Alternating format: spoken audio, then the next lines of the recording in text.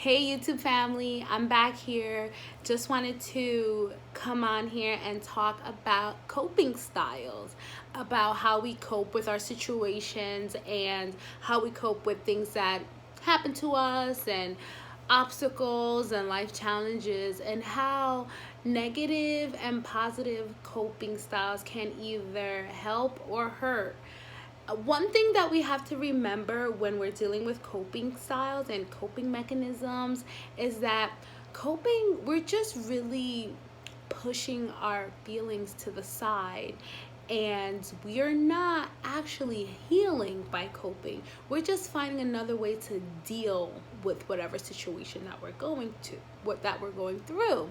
So for me, I would say the top three positive no, I'm sorry. For me, I would say the top three negative coping. For me, I would say the top three negative coping styles that I had dealt with kind of really affected me in a very negative way, and it pretty much added on to the things I was already going through, and it kind of impacted and it gave me a lot of negative results. So I'll go into number one. We'll go into alcohol, substance abuse of any kind, marijuana, whatever the case may be.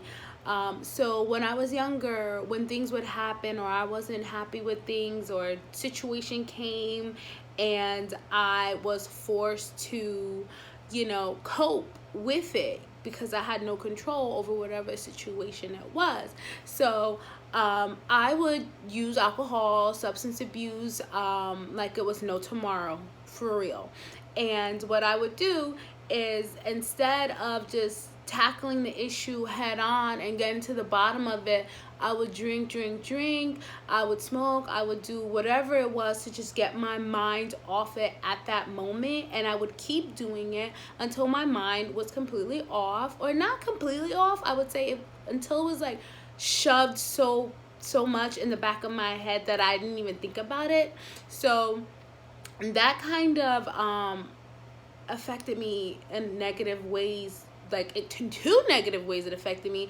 I was damaging my body by putting these substances in my body, trying to run away from an issue or from a problem, you know what I mean, because I didn't want to deal with it. So that was one of the ways that substance abuse can really affect you when you're trying to cope. Also, there's another negative coping style, which is binge eating, and using eating as a coping style. We all love food, but it comes to a point where if you're eating so much that your stomach is hurting and you can't put another thing in your mouth but you still choose to, then yeah, you're coping. Like you're binging because you want to find comfort, comfort food and your favorite foods, and yeah, it temporarily gives you that relief, but you're gonna gain weight. And that's what happened to me. I gained weight, and I gained about 50 pounds. Yes, I've gained 50 pounds from coping with comfort food. And you know what that did? That just added on to my stress that I was already going through. So now I'm stressed, and now I'm stressed 50 pounds heavier. Do you know what that did to me? That really sent me, it was very negative. It was very negative. Another third negative coping style I would say is isolation, and just separating yourself from everybody, and I don't know why. Well, I wouldn't say I don't know why, but this style can really be hurtful to your family and to people who love you, because what you do is you go into isolation mode. You don't want to be bothered with anybody. You stop returning text messages. You stop, returning calls. You don't call anybody, and you just shut down. You don't want to deal with anybody. You don't want anybody asking you what's going on, period. So that's, and that's a style that kind of hurts others, especially if you have a lot of people in your corner who care about you. So so all in all, those 3 negative coping styles really had a negative impact on my life. And when I mean I literally just added to my problems doing that, that's what you'll do. If you choose a negative coping style, it will just add to your problems. Like, I'll just use this example before I get into the positive coping styles. When I was using substances or abusing substances, I don't know. When I decided to stop, I didn't stop because, I wanted to, deal with my problems. I stopped because I wanted to change my life. So I stopped doing those things. And when I mean, after a month of just being clean and, free of all that stuff, like the feelings, all the suppressed feelings, thoughts, things that I never took care of, things that I just shoved in the back of my head, they all came up. Like, when it came up from like my stomach, and I kind of like, it just regurgitated, like I like vomited everything, like all of my feelings up, and they were out facing me, and I was overwhelmed. I didn't know how to handle everything that was in front of my face. I did not know how to take on every problem. So it really, I was so overwhelmed with anxiety, because there were so many things I never dealt with, like from a child on, like years and years. So now I want to get into positive coping styles, which, by the way, are great coping styles, but they do not heal you. That's just what we have to put out, on the forefront. Coping styles does not heal you. But these are positive coping styles that could help you, on your way to healing. The first one of the positive coping styles, I would say, is keep it real. Keep it real. Tell yourself the truth about the situation. What part you played, what part you didn't play, what part he or she played, and really get clear.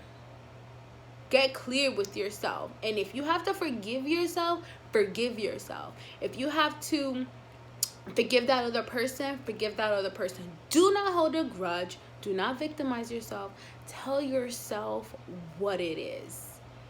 And then after you tell yourself what it is, and then you can focus on healing. Like, if you played a negative part in the situation, what you can do is just say, listen, I forgive you for playing that negative part, and I commit that I'm never going to do that again. I'm going to be aware next time, and I'm going to work on myself so I can work on my awareness. Boom. Get clear. Get clear with yourself. And that's healing. That's not even a coping mechanism. Heal, Number 2 of the positive coping mechanisms, I would say, is exercise. You all know, I know everybody's like, exercise, but it's true. You release those endorphins. You feel good. You can also reverse a negative coping mechanism. So like me, I gained 50 pounds coping negatively, but now I want to cope positively, and now I'm working out. So I lost the 50 pounds. Was it 50? Yeah, I think it was like 50. So I lost, no, I didn't lose 50. It's close to 50 though. It's close to 50. So I lost weight, I started exercising again. Problems were still there, but I was like handling them in a more positive way and getting myself out, getting my blood circulating, and being present really in life, just being present. Another positive and a great way to cope is to really seek some outside help.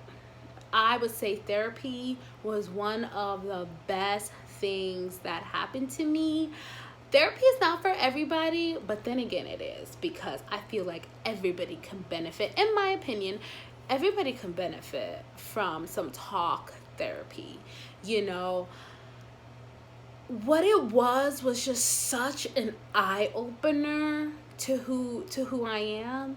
And I pretty much, what it really does is just give you the tools. You need tools. We know that there's issues. We know that there's problems, but it's like pointing us in the direction to heal, and like, are we going in the right direction? So we kind of need that positive reinforcement.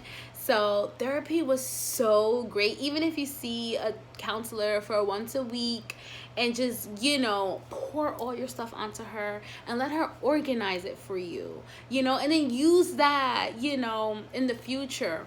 Pour your stuff onto your counselor, let them organize your thoughts and give you the homework and the tools necessary to heal your stuff. Again, just on a real serious note, I realized that my whole life has been a coping mechanism. I've just coped from negative situations. I've coped from positive situations, and I just coped with everything. I never healed. I just kept going from one thing to the next, not healing, just coping, just masking everything, masking my anger and masking my sadness or masking whatever. And when it would come up, when I was triggered, it looked really bad. It looked really, really bad. So just for your mental sanity, figure out what are your coping styles. Figure out what your coping styles are.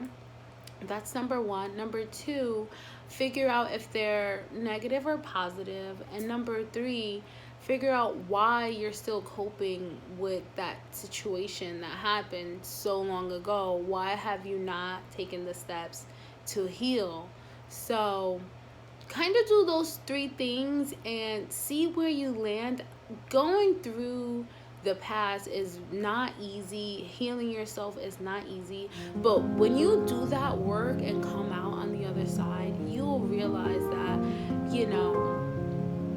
you haven't probably been living. You've just been coping. And coping is not living. And that's just the honest truth. So figure out what you're doing. Figure out how you're coping. And kind of change that around for yourself. So I'll see you guys next time.